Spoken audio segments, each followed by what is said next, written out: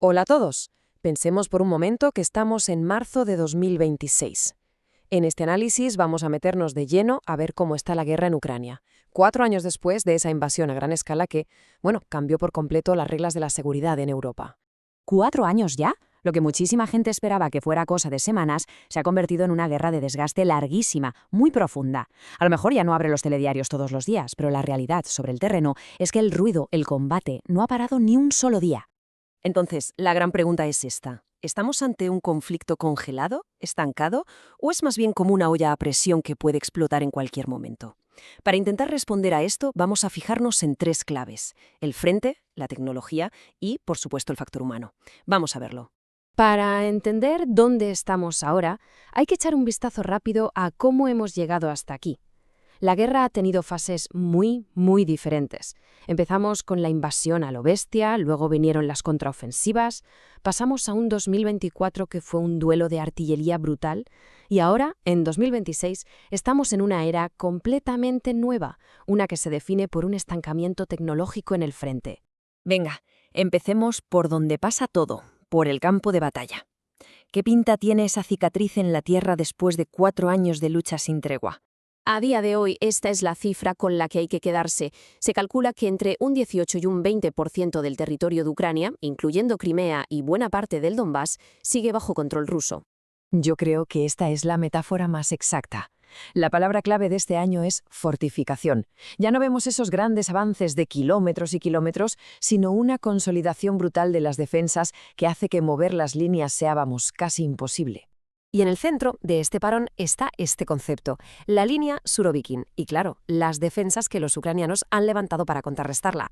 Es que estamos hablando de cientos de kilómetros que se han convertido en una barrera casi impenetrable, donde todo lo dictan la vigilancia por satélite y unos campos de minas enormes. Pasemos ahora a la segunda gran transformación.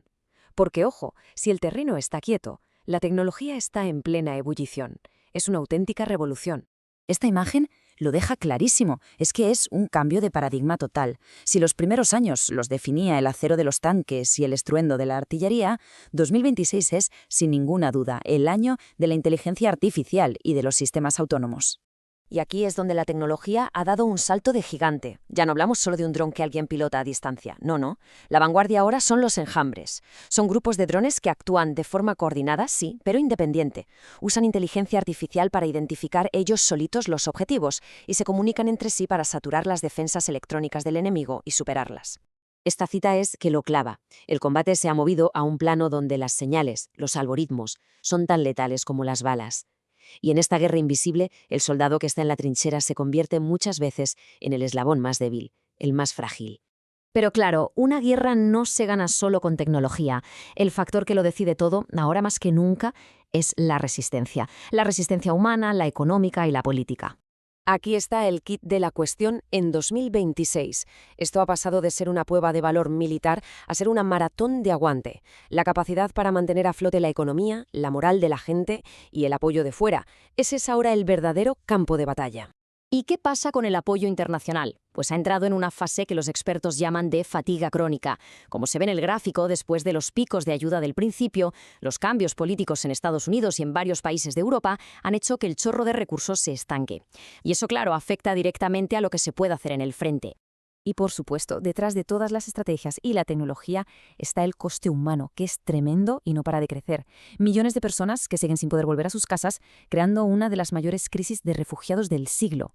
La sociedad ucraniana, al completo, se ha tenido que adaptar a vivir en una economía de guerra permanente, y una barbaridad de su infraestructura energética, que es vital para sobrevivir, ha sido destrozada o ha tenido que ser reconstruida con nuevos sistemas para aguantar los ataques.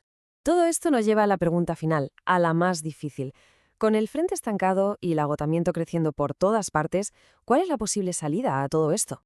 Pues mirad, hay una expresión que resuena con muchísima fuerza en los círculos diplomáticos, la solución a la coreana. Y hay que pararse a pensar qué significa esto. No es una paz real, es un armisticio, o sea, una pausa en los combates que congelaría el conflicto tal y como está, sin resolver absolutamente ninguna de las cuestiones de fondo. Si comparamos este posible escenario con lo que pasó en Corea, las similitudes, la verdad, son bastante preocupantes. Un armisticio en Ucrania significaría que pararían las hostilidades a gran escala, sí, pero mantendría a los dos países técnicamente en guerra. El resultado sería una nación partida en dos y un legado de tensión y de inestabilidad que podría durar décadas. Y esta es la pregunta del millón. Una pregunta moral y geopolítica muy complicada. Un armisticio pararía la matanza de cada día, pero ¿a qué coste? A costa de legitimar una división del país impuesta por la fuerza y, sobre todo, de dejar la puerta abierta a que algo así vuelva a pasar en el futuro.